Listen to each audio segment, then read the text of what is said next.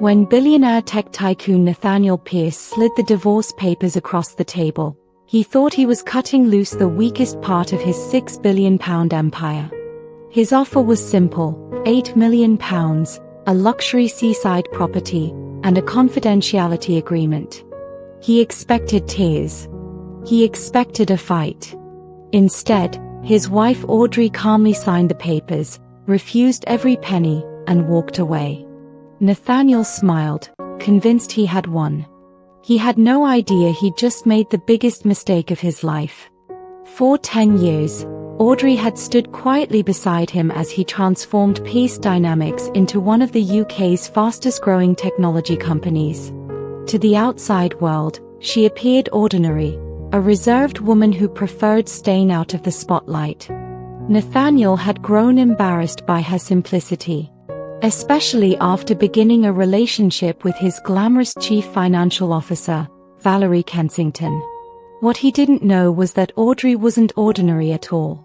She was Audrey Sinclair, the sole heir to the Sinclair Consortium, a secretive family empire worth more than £3 trillion, controlling global shipping routes, strategic property portfolios, and critical rare earth resources used in the technology industry.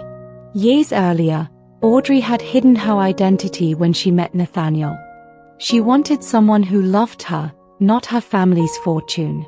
She even secretly financed his struggling startup when it was weeks from collapse. But success changed him.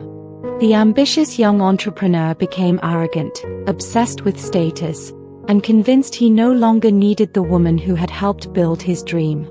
So he divorced her. 3 days later, everything began to unravel. Minutes after the divorce was finalized, Nathaniel received devastating news. A major acquisition his company desperately needed had been blocked by an unknown investment group. The buyer? The Sinclair Consortium. Then came more bad news.